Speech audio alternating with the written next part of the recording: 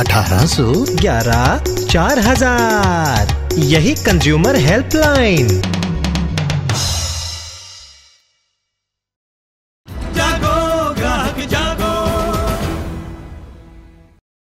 और हम लोग करेंगे अपने सहयोगी सौरभ का, जो हर पहलू पर चर्चा कर रहे हैं। अभी उन्होंने कुछ देर पहले चर्चा की थी मार्केट पर। इस सेगमेंट में क्या सौरभ, खास किस पर होगी चर्चा? जी मीनाक्षी, हमारे साथ कुछ और नए मेहमान मौजूद हैं। आइए हम आपसे उनका परिचय कराते हैं। Professor Shriram Khanna consumer voice से हैं। आम आदमी का, प्रधान मुखर्जी ने कहा था बजट रहेगा, कितना आम आदमी के लिए है, हमें श्रीराम खन्ना साहब बताएंगे। सर हम आपके पास अभी आते हैं। उससे पहले हम आइए दूसरे पैनल से आपका परिचय कराते हैं। राकेश वैद साहब हमारे साथ मौजूद हैं, चेयरमैन है अपैरल एक्सपोर्ट प्रमोशन काउंसिल के। आपका स्वागत है। साथ ही हमारे साथ डॉक्टर केतन देसाई मौजूद हैं, जो कि प्रेसिडेंट है मेडिकल काउंसिल ऑफ इंडिया के। आपका भी स्वागत है डॉक्टर देसाई। सबसे पहले खन्ना साहब, आप बताइए आम आदमी के लिए क्या है इसमें? देखिए, पहले आप परिभाषा करिए आम आदमी कौन है। जो सूट लगा के, टाई लगा के शहर में गाड़ी में घूमता है, वो उसकी परिभाषा में नहीं आता है। जो कॉमन मैन है आम आदमी, वो है जिसकी पर कैपिटा इनकम एक महीने में 1000 रुपए से कम है। पर कैपिटा 12,000 रुपए साल, जितना बिल दिल्ली में घूमने वाले टाई वाले लोग एक रेस्टोरेंट के खाने में खर्च देते हैं।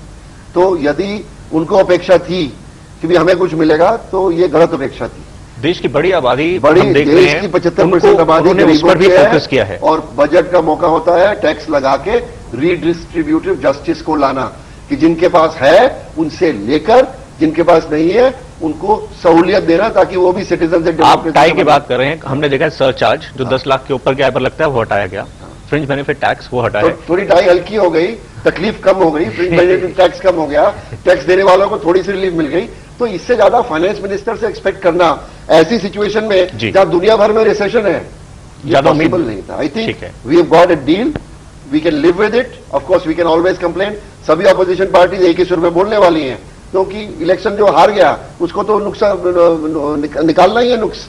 और जिनको जो एक्सपेक्टेशन थी नहीं मिला, जैसे आज की बॉम्बे स्टॉक एक्सचेंज की खबर है कि गिर गया, तो ये तो फेयर वेदर फ्रेंड है। आज हवा इधर चली तो मुर्गा उधर घूम गया, कल हवा इधर चलेगी तो उधर घूम जाएगा। ये तो रोज का उतार चढ़ाव है, इसमें कोई चिंता करने वाली बात नहीं है। चलिए, हम राकेश वैद साहब आपसे जानना चाहेंगे।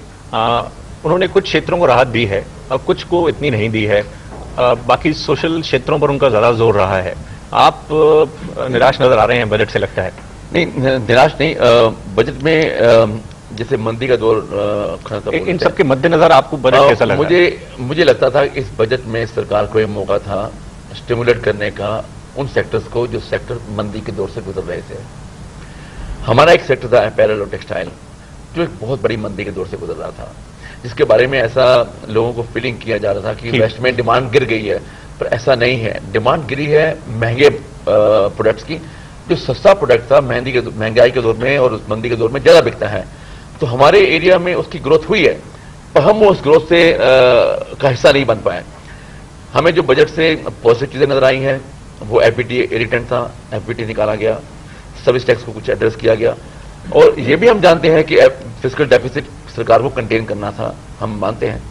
पर हमारा ये मानना था कि कुछ ऐसे सेक्टर जो सोशल उन्होंने खर्चा किया है उसको मैन्युफैक्चरिंग की तरफ लेके आते हैं और मैन्युफैक्चरिंग सेक्टर को स्टिमुलेट करते हैं, तो शायद इस बजट का प्रभाव आम आदमी पे और अच्छा पड़ता। चलिए, हम राजीव जी आपके पास आना चाहेंगे। ये बताइए, जो आर्थिक सर्वेक्षण में जो संकेत थे बजट के लिए, उसको देखकर तो कुछ निराशा नजर आती है, पर हमें ये भी बैकड्रॉप में रखना पड़ेगा, मंदी है, उन्होंने पहले कुछ राहत पैकेज दिए हैं, आगे कह रहे हैं हम ला सकते हैं। स्पेसिफिकली आप हमें एनर्जी सेक्टर और फूड सिक्योरिटी के बारे में बता सकें। उन्होंने कहा कि हम एक एक्सपर्ट कमेटी भी पेट्रोलियम प्राइसेस को लेकर बनाएंगे। बहुत अच्छे पॉइंट आपने देखे। फूड सिक्योरिटी की अगर हम बात देखें तो ये हम सब जानते हैं कि that it's a very major issue. Cold storage की बात होती है और मतलब स्पॉइलेज की बात होती है, एग्रीकल्चरल कम्पिटिटिवनेस की बात होती है। एग्रीकल्चरल कम्पिटिटिवनेस के पॉइंट ऑफ व्यू से कोई भी अनाउंसमेंट नहीं। आप देखें स्टोरेज और वेयर हाउसिंग का जो बजट है गवर्नमेंट ऑफ इंडिया का, जो एक्चुअल एक्सपेंडिचर था वो था 165 crore last year. The budget for this year is 145 crore. Now, if you are talking of food security, then obviously you have to demonstrate it by allocating the budget. आप बात करते हो energy security की, तो अगर हम देखें कि न्यू और रिन्यूएबल एनर्जी के बारे में अगर हम टोटल एलोकेशन देखें तो 1267 करोड़ का बजट एलोकेशन थी लास्ट ईयर। इस साल की एलोकेशन है 1346 करोड़। उसके अंदर से न्यू और रिन्यूएबल एनर्जी, मतलब ये टोटल एनर्जी का था, न्यू और रिन्यूएबल एनर्जी की जो एलोकेशन है केवल 628 करोड़ है। उसके अंदर से 100 करोड़ अदर आइटम्स के लिए है और 83 करोड़ अदर सोर्सेज के लिए है और सोलर के लिए केवल 87 करोड़। इन आंकड़ों को आप ये समझाने की कोशिश कर रहे हैं एक दर्शक को कि आखिर मतलब इसमें काफी कुछ किया जा सकता था। काफी कुछ किया। India has the largest source of solar energy. We could have been and we can be the world leader in solar energy generation. आज के दिन में पावर की इतनी मेजर प्रॉब्लम है। एटॉमिक एनर्जी की बात देख लेते हैं।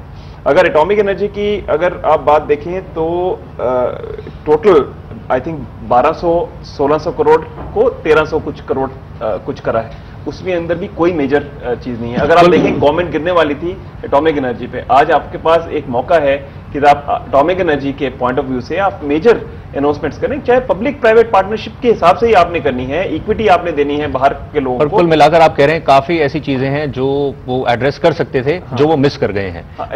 या मिस कर गए हैं या हो सकता है उनके दिमाग में हो सकता है प्लानिंग स्टेज पे हो, लेकिन जो सेंसेक्स रिएक्ट करता है, क्या ये समय भी आपको लगता है उनके पास सेंटिमेंट नहीं कैप्चर कर पाए? मतलब सर्वे ने बड़ी अच्छी सेंटिमेंट्स कैप्चर करी थी, लेकिन जो आज बजट के अंदर जो अनाउंसमेंट्स हुई वो सेंटिमेंट को नहीं कैप्चर कर रहा। मैं ये नहीं कह रहा कि गवर्नमेंट नहीं काम कर रही हो सकता है काम कर रही हो, अंडर द सरफेस काम कर रहे हो, लेकिन जो आंकड़े हैं और जो अनाउंसमेंट्स थी वो सेंटिमेंट और एक स्टोरी और एक ड्रीम नहीं सेल कर पाए। 5 साल का ड्रीम सेल करना चाहिए, एक वो ड्रीम नहीं बेच पाए। पर आप बताएं डॉक्टर देसाई, हेल्थ क्षेत्र के बारे में हम आपसे जानना चाहेंगे। इसको लेकर काफी सवाल उठते हैं और बहुत बुरी स्थिति में भी है ये। देश की बड़ी आबादी को हम स्वास्थ्य जैसी बुनियादी सेवाएं भी महरूम नहीं करवा पा रहे हैं और उसको लेकर काफी पीछे विरोध भी हुआ है। आप स्पेसिफिकली बता सकें बजट के जरिए जो कुछ एलोकेशंस हो रही हैं इस पूरे क्षेत्र में कैसे जान डाली जा सकती है, इसमें कैसे सुधार किया जा सकता है, क्योंकि बहुत परेशानी है इसमें।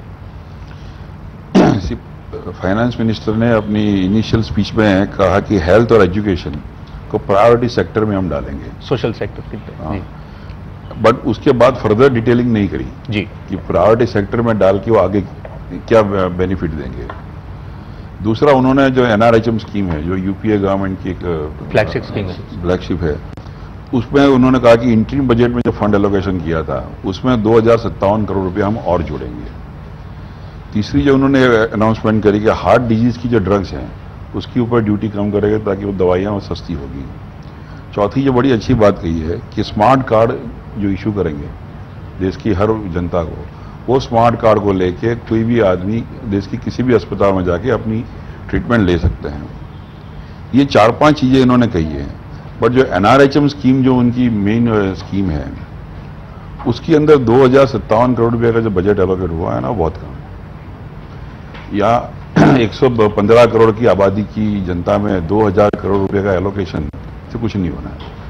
दूसरा जो का भी टाइम हो रहा है, हम आपसे संक्षेप में चाहेंगे, मतलब कुल मिलाकर आपको भी यही लग रहा है कि एक ऐसा मौका था और ऐसा प्लेटफॉर्म था जिसके जरिए और कुछ किया जा सकता था? क्योंकि हेल्थ सेक्टर को अभी भी इस बजट में भी 1% से ज्यादा एलोकेशन नहीं हुआ है जी। आप किसी भी डेवलप कंट्री में जाओगे ना तो हेल्थ सेक्टर को, हेल्थ डिपार्टमेंट को टोटल बजट एलोकेशन का 5 to 6% एलोकेट होता है। जी डॉक्टर देसाई, समय हो रहा है ब्रेक का। आपका शुक्रिया, आपका भी शुक्रिया। पर खन्ना साहब, जाते जाते आम आदमी के लिए आप बता दीजिए आने वाले दिनों में उसे क्या उम्मीद करनी चाहिए? बजट तो अब आ गया, पर बजट के आगे देखिए, आम आदमी को मेरी उम्मीद यह है कि जो भी स्टोरी होगी वो डोमेस्टिक मार्केट ड्रिवन होगी। ओवर जो ग्लोबल मार्केट्स में रिसेशन है उसको अभी 1-2 साल लग जाएंगे अपनी जगह पे आती है। और ब्रेड साहब ने सही कहा, लो प्राइस पॉइंट्स पे पिरामिड की बेस अमेरिका ओईसीडी में ब्रॉड है, परंतु उसके लिए कॉस्ट जो आपकी है चाइना से ज्यादा होने के कारण आप उसका बेनिफिट नहीं उठा पाते। बट एक मैं ये बात कहना चाहूंगा, मेरा ये अनुमान है कि आज 500-600 पॉइंट गिर गया, परंतु ये मत भूलो सेंसेक्स 5000 पॉइंट पिछले 6 महीने में चढ़ के भी आया है। हमें यह भी देखना होगा कि जब यूपीए सरकार को लेकर अभी जिस प्रकार से मैंडेट हुआ था तो बाजार ने अपर सर्किट भी लगाया था, ट्रेडिंग भी बात ये कहना चाहता हूं कि मेरा यह अनुमान है कि all the things set together, श्राद्ध खत्म होते ही दुशहरा में आप देखना जैसे ही स्पेंडिंग शुरू होगी कंज्यूमर की, ये मार्केट डिमांड बढ़ेगी डिमांड, और डोमेस्टिक ड्राइवर जो है वो तेजी पे आ जाएंगे। शुक्रिया, आप सभी का, समय की कमी है, आपका बहुत बहुत शुक्रिया आने के लिए। तो हम चलते हैं मीनाक्षी के पास। मीनाक्षी, आपने देखा किस प्रकार से प्रतिक्रिया मिल रही है। हम इस जो डिस्कशन का चर्चा है इसको हम आगे जारी रखेंगे। फिलहाल आपकी तरफ रुक करेंगे हम आपका, और जाहिर सी बात है चर्चा वाकई बहुत दिलचस्प है क्योंकि अलग अलग पहलू निकल कर आ रहे हैं। कोई इसे बैलेंस बजट भी कह रहा है, तो किसी का कहना है कि बहुत चीजें हैं जिनके बारे में जिक्र किया गया है लेकिन उनको बहुत एलोबरेट नहीं किया गया, उनके बारे में आगे नहीं बताया गया कि ये होगा तो फिर उसके बाद क्या होगा। लेकिन फिर भी उम्मीदें थी, कुछ हद तक पूरी हुई हैं, कईयों को मायूसी भी मिली है। लेकिन एक छोटे से ब्रेक के लिए रुक रहे हैं, फिर से हाजिर होंगे और फिर से चर्चा करेंगे इस आम बजट पर। आप चलते रहिए समय के साथ।